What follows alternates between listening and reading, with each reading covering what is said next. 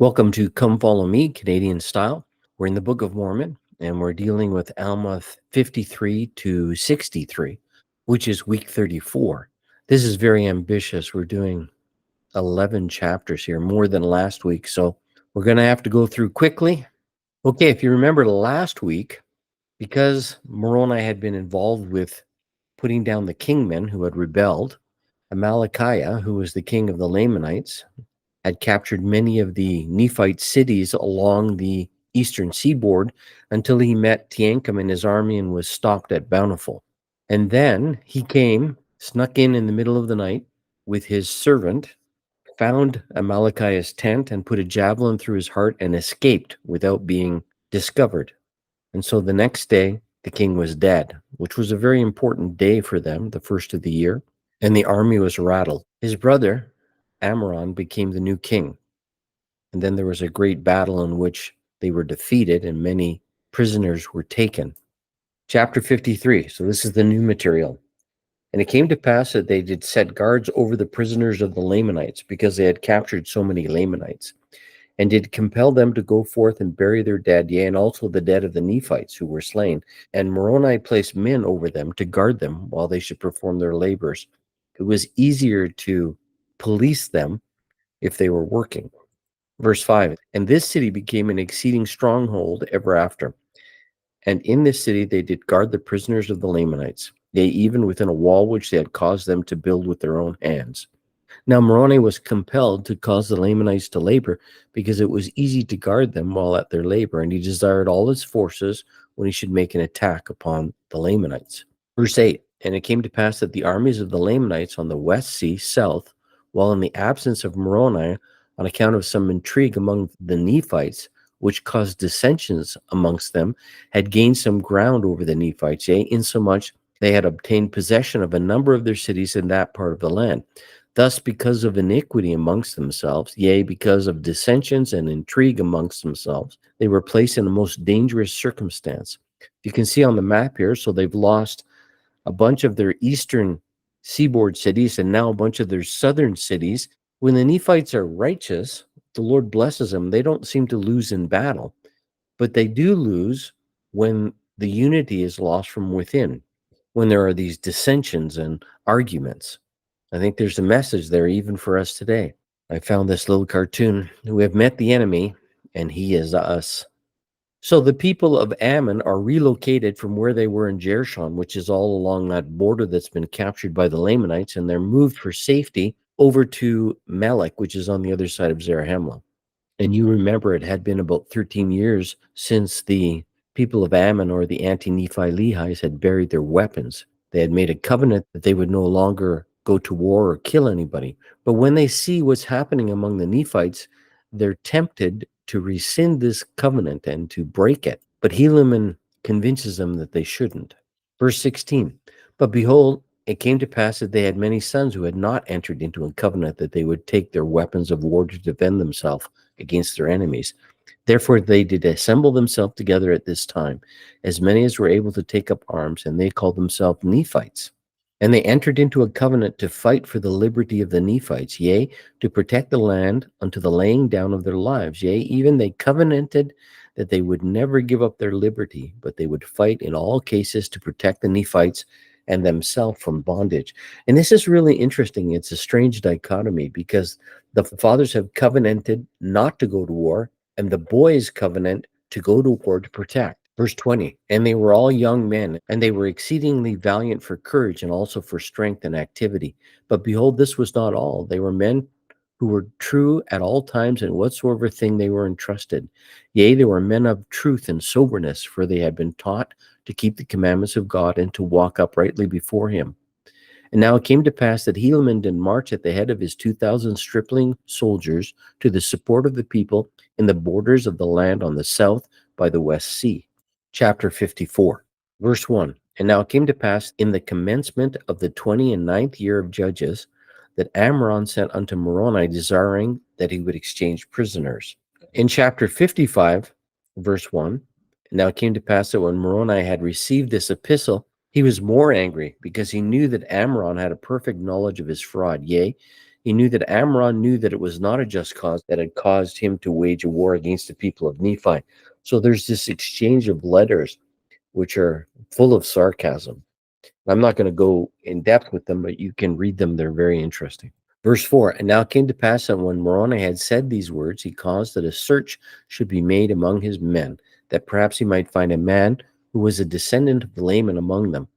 It came to pass they found one whose name was Laman, and he was one of the servants of the king who was murdered by Amalekiah. You remember that story. Now Mormon caused that Laman and a small number of his men should go forth unto the guards who were over the Nephites. Now, I read a paper on this. It was quite interesting. And they were saying in the paper that it likely wasn't just because he was a Lamanite, because there was a lot of crossover at this time. A lot of the Nephites had gone over to the Lamanite side. And of course, some of the Lamanites had come over to the Nephite side. And they thought it was probably more to do with his diction, with how he spoke and the words that he used, so that he would be readily identified, not by his skin or his appearance, but rather by his words. And so they end up taking a bunch of alcohol to the guards, and the guards get drunk, and then they drop weapons of war over the wall so that the men, women, and children are all ready to fight. And the Lamanites are all drunk. Verse 18, but had they awakened the Lamanites, behold, they were drunken, and the Nephites could have slain them. But behold, this was not the desire of Moroni. He did not delight in murder or bloodshed, but he delighted in the saving of his people from destruction. And for this cause he might not bring upon him injustice. He would not fall upon the Lamanites and destroy them in their drunkenness. Truly, Moroni was a unique individual. He was a great general, but he didn't like war. Chapter 56, Helaman sends an epistle to Moroni to tell him about what's happening in the war and about the 2,000 stripling warriors. In verse 5, he says, therefore it sufficeth me that I tell you that 2,000 of these young men have taken their weapons of war, and would that I should be their leader, and we have come forth to defend our country. And now you also know concerning the covenant which their fathers made, that they would not take up their weapons of war against their brethren to shed blood. It's really interesting that of all the people that these 2,000 stripling warriors could have chosen to be their general, they choose the prophet. So they're relocated down to the southwestern portion of their country, and they develop a strategy because they need to retake the city of Antipara. And in this strategy, the 2,000 stripling young warriors go close by, and when they're seen by the Lamanites go after them. Verse 34, and now in the city of Antipara were stationed the strongest army of the Lamanites, yea, the most numerous. And it came to pass that when they had been informed by their spies, they came forth with their army and marched against us. And it came to pass that we did flee before them northward. And thus we did lead away the most powerful army of the Lamanites. And they have this 3-day cross-country trek with 2,000 stripling warriors, followed by this massive army of Lamanites, and then by a smaller army of Nephites headed by Antipas, who has taken the city and then follows after to try to rescue the 2,000 young warriors who were decoys. And I want you to note that they're going around this area, which is where their families have been relocated into Melech. Verse 43, and now when they were overtaken by Antipas, so Antipas overtakes the Lamanite army, we knew not. And so when they wake up one morning, the stripling warriors, who are very young, estimates somewhere between 16 and 18 years old, they're not being followed anymore. But I said unto my men, behold, we know not but what they have halted for the purpose that we should go against them, that they might catch us in their snare. Therefore, what say ye, my sons? Will we go against them to battle? So they're not sure what has happened. Verse 45, and now I say unto you, my beloved brother Moroni, this is of course all in the letter, that never had I seen so great courage, nay, not amongst all the Nephites. For as I had ever called them my son, for they were all of them very young, even so they said unto me, Father, behold, our God is with us, and he will not suffer that we should fall. Let us go forth. We would not slay our brethren if they would let us alone. Therefore let us go, lest they should overpower the army of Antipas. And that's exactly what was happening. Antipas was getting defeated. Verse 47, now they never had fought, yet they did not fear death, They did think more upon the liberty of their fathers than they did upon their lives. Yea, they had been taught by their mothers that if they did not doubt, God would deliver them. And they rehearsed unto me the words of their mothers, saying, We do not doubt, our mothers knew it. Verse 56, there's a great battle. And afterwards, Helaman's worried about how many of his young soldiers he's lost because they've turned the tide. But behold, to my great joy, there had not one soul of them fallen to the earth, and they had fought as if with the strength of God. Yea, never were men known to have fought with such miraculous strength. With such mighty power did they fall upon the Lamanites, that they did frighten them. And for this cause did the Lamanites deliver themselves up as prisoners of war. Then from Sister Beck. In the Book of Mormon, we read about 2,000 exemplary young men who were exceedingly valiant, courageous, and strong. Yea, they were men of truth and soberness, for they had been taught to keep the commandments of God and to walk uprightly before him. These faithful young men paid tribute to their mothers. They said, Our mothers knew it. The responsibility mothers have today has never required more vigilance. More than at any time in the history of the world, we need mothers who know. When mothers know who they are and who God is, and have made covenants with him, they will have great power and influence for good on their children. And this from the Relief Society magazine, 1964. I say to your mothers, if you ever have sons and daughters who amount to what they should in the world, it will be in no small degree due to the fact that your children have a mother who spends many nights on her knees in prayer, praying God that her son, her daughter will not fail. I remember at the foolish years of my teenage life, my mother came to me with an intuitive impression and warning, which I brushed off as foolish teenagers do. Oh, mother, that's silly, I said. Then within only a month, to stand face to face with the temptation about which mother had warned me. I never had the courage to go back and tell her how right she was, but I was on guard because someone warned my mother. I'm sure that the stripling warriors' mothers were on their knees every night praying for their sons. Chapter 57, verse 1. And now it came to pass that I received an epistle from Amram the king, stating that if I would deliver up those prisoners of war whom we had taken, that he would deliver up the city of Antipara unto us. Then Helaman responds that he thought he could probably take the city and he didn't want to swap prisoners. In fact, the Lamanites are so afraid that they leave the city and run away. They move on to the next city, which is Kumenai. And so they surround it so that they can't get supplies. Verse 12, and it came to pass that not many days had passed away before the Lamanites began to lose all hopes of succor. Therefore they yielded up the city unto our hands, and thus we had accomplished our design in obtaining the city Kumenai. But it came to pass that our prisoners were so numerous that notwithstanding the enormity of our numbers, we were obliged to employ all of our force to keep them or to put them to death. Verse 20, so they bundle up the prisoners and send them to Zarahemla with a small guard, and then they're engaged in battle.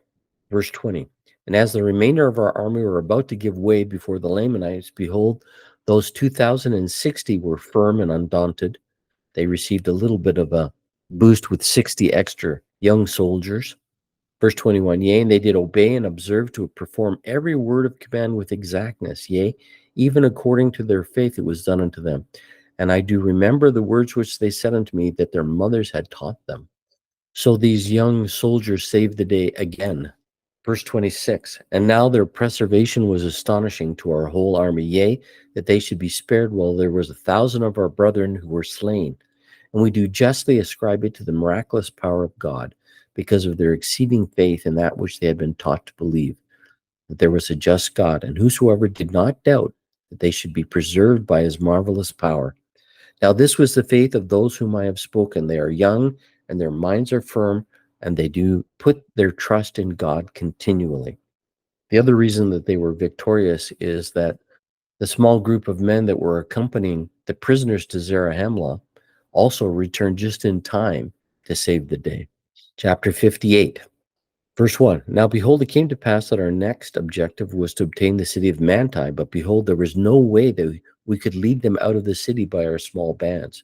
For behold, they remembered that which we had hitherto done, therefore we could not decoy them away from their strongholds.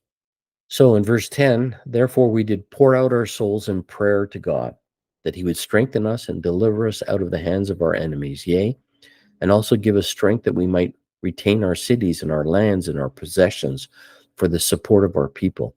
Yea, and it came to pass that the Lord our God did visit us with assurances that he would deliver us, yea, insomuch that he did speak peace to our souls, and did grant unto us great faith, and did cause us that we should hope for our deliverance in him. They're vastly outnumbered. They're in a desperate situation. They're often low on food, and yet they have faith in the Lord that he will deliver them.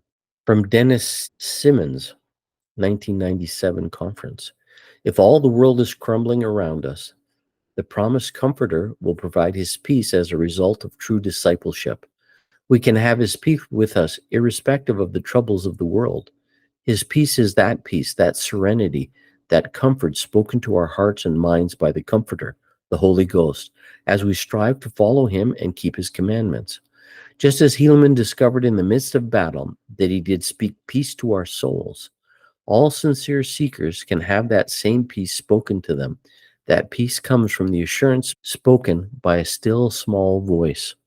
It doesn't make sense, but it's true. So the war continues. There are a lot more miracles that happen. Thousands die in the war, but nobody among the stripling warriors is killed.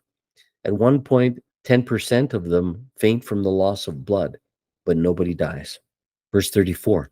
Now we do not know the cause that the government does not grant us more strength. This is still the letter of Helaman to Moroni. Neither do those men who came up unto us know why we have not received greater strength. Behold, we do not know, but that ye are unsuccessful, and have drawn away the forces into that quarter of the land. If so, we do not desire to murmur. And if it is not so, behold, we fear that there is some faction in the government, that they do not send more men to our assistance, for we know that they are more numerous than that which they have sent. They're really concerned about not getting enough supplies. They're concerned about not getting enough men, and they don't know what's going on, and they're afraid that Moroni is maybe having a hard time of it. Chapter 59. Moroni writes a letter to Pahoran, who is the governor of the land, to strengthen the forces of Helaman. And then he gets really angry with them. And he complains in chapter 60 about the government's neglect. And he throws a lot of dispersions at Pahoran. And if I was Pahoran, I would have been upset at all the nasty things that Moroni says to me. But Moroni doesn't have the full picture. He doesn't understand what's been going on.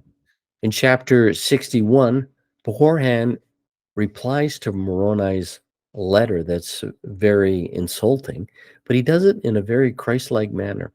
Verse 1, Behold, now it came to pass that soon after Moroni had sent his epistle unto the chief governor, he received an epistle from Pahoran, the chief governor, and these are the words which he received. I, Pahoran, who am the chief governor of this land, do send these words unto Moroni, the chief captain over the army. Behold, I say unto you, Moroni, I do not joy in your great afflictions. Yea, it grieves my soul. But behold, there are those who do joy in your afflictions, yea, insomuch that they have risen up in rebellion against me, and also those of my people who are freemen, yea, and those who have risen up are exceedingly numerous. And in fact, what's happened is Pahoran has been kicked out of Zarahemla, and he's in the city of Gideon, which is just east of the capital city, and he's trying to gather forces so that he can retake the city. And the problem is all the supplies are tied up in Zarahemla, and they've been captured by the kingmen, and Pahoran is trying to not only rescue all of the supplies so he can feed his armies, but also there are a lot of men that are tied up here that need to be released. Verse 8, they've got possession of the land or the city of Zarahemla. They have appointed a king over them, and he has written unto the king of the Lamanites, in the which he hath joined in an alliance with him, in which alliance he hath agreed to maintain the city of Zarahemla, which maintenance he supposes will enable the Lamanites to conquer the remainder of the land. And he shall be placed king over this people when they shall be conquered under the Lamanites. So in verse 62, Moroni marches to the aid of Pahoran in the land of Gideon. Verse 4, and he did raise the standard of liberty in whatsoever place he did enter, and gain whatsoever force he could in all his march toward the land of Gideon. And it came to pass that thousands did flock unto his standard, and did take up their swords in defense of their kingdom, of their freedom, that they might not come into bondage. Verse 7, and it came to pass that Moroni and Pahoran went down with their armies into the land of Zarahemla, and went forth against the city, and did meet the men of Pachus, insomuch that they did come to battle. And behold, Pachus was slain, and his men were taken prisoner, and Pahoran was restored to his judgment seat. So they have to cleanse the inner vessel first. So once they establish control over the capital city, they go down the eastern coast to retake the cities. And in verse 26, Moroni and Pahoran obtained the possession of the city of Nephihah without the loss of one soul. And there were many of the Lamanites who were slain, which is an amazing thing. Verse 27, now it came to pass that many of the Lamanites that were prisoners were desirous to join the people of Ammon and become a free people. And it came to pass that as many as were desirous, unto them it was granted according to their desire. So not only does he not have to hold them as prisoner, but now they become a productive part of society, providing food for everyone. Verse 31, and it came to pass that when the Lamanites saw that Moroni was coming against them, they were again frightened and fled before the army of Moroni. And it came to pass that Moroni and his army did pursue them from city to city until they were met by Lehi and Teancum. And the Lamanites fled from Lehi and Teancum, even down upon the borders of the seashore, until they came to the land of Moroni. So they've recaptured all of the eastern seaboard, going from city to city, and they're now congregating at the last city, which is called Moroni. And that's when Teancum takes matters into his own hands again. Do you remember last time he took his servant with him, and they went and snuck in and killed Amalickiah, which is Ammoron's brother? But in verse 36, it came to pass that Teancum, in his anger, did go forth into the camp of the Lamanites and let himself down over the walls of the city, just like he had done before. But this time he's not taking a servant with him. And when he went forth with a cord from place to place, insomuch that he did find the king, and he did cast a javelin at him, which did pierce him near the heart. But behold, the king did awaken his servants before he died, insomuch that they did pursue Teancum and slew him. And I listened to a lot of podcasts on this particular situation, and some have suggested that Teancum did this in his anger, and therefore that was wrong. But others have suggested that he knew that this was a one-way mission. That's why he didn't take his servant, and he couldn't get close as he did in the first time, because they had probably taken measures to not allow this to happen again. But again, he probably knew it was a one-way mission, and he just knew that he had to get rid of this other wicked man that had caused so much problem. And in fact, once the king is killed, the Nephites are then able to push the Lamanites out of their country, and there's a period of peace. Verse 40, and there had been murders and contentions and dissensions and all manner of iniquity among the people of Nephi. Nevertheless, for the righteous' sake, yea, because of the prayers of the righteous, they were spared. But behold, because of the exceeding great length of the war between the Nephites and the Lamanites, it's been more than 10 years. Many had become hardened because of their exceeding great length of the war, and many were softened because of their afflictions, insomuch that they did humble themselves before God, even in the depth of humility. It's strange that people can endure the same tests, trials, tribulations, and yet react in it in a completely different way. Then at the end of chapter 62, there is a chiastic structure, which is kind of interesting. Now, Helaman's not as good as his father at this, but he makes an excellent attempt. And so we see here in verses 48 and 49 that the people of Nephi begin to prosper again. They wax strong, they grow rich, but they're not lifted up in pride. They humble themselves, and they remember how great the things the Lord hath done for them. Then he's delivered them from death, from bonds, from prisons, from war, and the Lord blesses them, so they wax strong and they prosper in the land. And so you can see that this is a chiasmus. The important part being that they remember what God has done for them, and they don't get proud.